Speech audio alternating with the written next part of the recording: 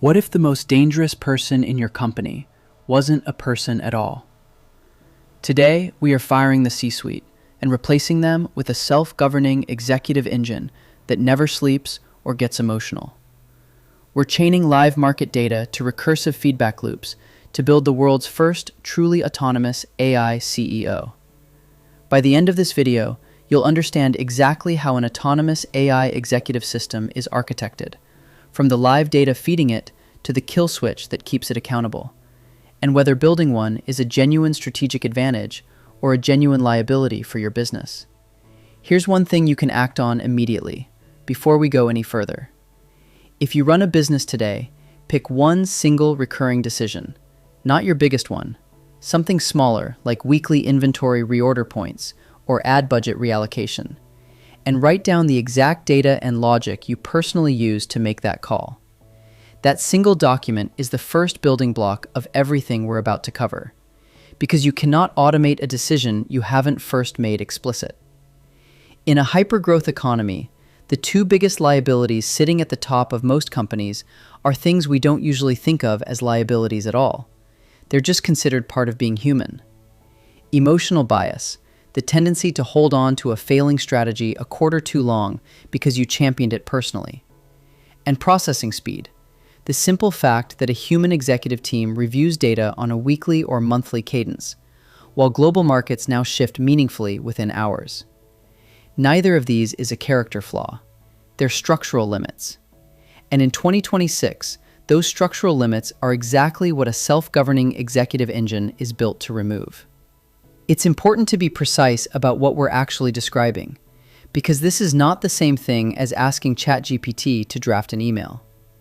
Basic large language model task completion is reactive. You ask, it answers. The loop ends. A unified self-governing executive engine is something structurally different. A system that operates continuously, 24 hours a day, pulling in new information, reevaluating prior decisions, and initiating action on its own, without waiting for a person to open a chat window and ask it a question. This is the vision some are now calling the zero-employee strategy, and it's genuinely worth sitting with for a moment before we move on. In this model, the CEO isn't a person occupying a seat. It's a recursive loop, a continuous cycle of sensing, deciding, acting, and reevaluating, with virtual agents underneath it executing the resulting decisions. Whether that's the right structure for your business is a separate question we'll come back to. But understanding that this is the actual architecture being proposed, not a smarter assistant, but a fundamentally different center of gravity for the company, is the foundation for everything else in this video. The actual technical architecture underneath an autonomous executive system starts with what you could call its nervous system, the wiring that connects reasoning models to the real world, instead of leaving them isolated in a chat window. This means chaining multimodal models directly to live global market feeds, real-time pricing, currency movement, commodity signals, alongside a direct, continuously updated connection into your internal SQL financial databases. Instead of a model that knows about your business as of its last training update, you have one reading your actual current numbers, every hour, sometimes every minute. But raw data alone is useless, actually worse than useless, because a system fed unfiltered noise makes worse decisions than one fed nothing at all. This is where the context broker comes in, a dedicated layer whose entire job is filtering an overwhelming volume of raw market noise down into a small number of genuinely actionable signals the executive model can actually reason about. Think of it as the difference between a junior analyst dumping 400 data points on your desk and a chief of staff walking in and saying, "Here are the 3 things that actually matter this week, and here's why." The real strategic value of this live wiring shows up in timing.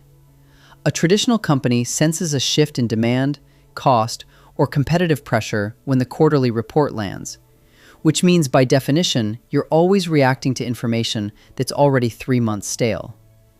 A system with live API integration into market feeds and internal data can sense that same shift as it's forming, sometimes months before it would ever surface in a quarterly review. which is the difference between adjusting course early and finding out you were already off course after the damage was done. The competitive layer of this is where the speed advantage becomes genuinely difficult for a human team to match. The engine continuously analyzes competitor pricing, positioning, and public moves, and where a human strategy team might take days or weeks to formally respond to a competitor's shift, this system can detect the move and initiate a counter-adjustment within milliseconds. Not because it's reckless, but because the thousands of simulations we just covered have already pre-computed the range of reasonable responses before the competitor even moved. None of what we've described so far is safe to deploy without this next piece, and I want to be direct about that. A human-in-the-loop kill switch is not optional. It is the single most important governance requirement for any system with this level of autonomy over capital and strategy. This means a clearly defined, always available mechanism for a real person to immediately halt the system's actions the moment something looks like algorithmic drift. A slow, compounding departure from intended behavior, or worse, a hallucinated investment decision based on information the model generated rather than verified. The second piece of the failsafe is the transparency dashboard, and this solves a problem that quietly kills trust in these systems faster than any single bad decision does. Raw neural network weights mean nothing to a stakeholder, a board member, or frankly to most executives. The dashboard's job is translating that underlying complexity into a plain English strategic justification for every significant decision.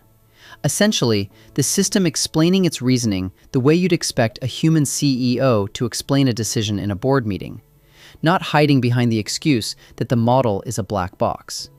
If you're seriously considering this path, the realistic transition isn't a weekend project, and treating it like one is how you end up with the algorithmic drift we talked about earlier. A responsible 12-month roadmap starts with documenting your actual decision logic, the exercise from our quick win earlier, expanded across every recurring strategic decision in the business. From there, you wire in the live data connections and context broker, then pilot the engine on lower stakes decisions with a human still approving every action, and only after months of validated performance do you begin extending its authority toward higher stakes resource allocation, always with the kill switch and dashboard fully operational before that authority expands. So here's the actual choice in front of business leaders right now, and it's not a comfortable one to sit with. This isn't a call to recklessly hand your company's strategy to an unsupervised algorithm. Everything we covered about kill switches, transparency, and constraint-based guardrails exists precisely because that would be irresponsible. But it is a call to take seriously that the businesses building this kind of executive-level infrastructure, carefully, with real oversight, are going to outmaneuver the businesses that dismiss it as science fiction. The technology to start isn't 5 years away. The only remaining question is who moves deliberately now and who gets caught flat-footed later. If the idea of AI taking over strategic decisions unsettles you as much as it fascinates you, that's the right reaction. And it's exactly what I dig into in my video, Can AI Really Replace Employees? The Truth, where I separate the real, measurable shift happening in businesses today from the panic headlines. Watch that one next.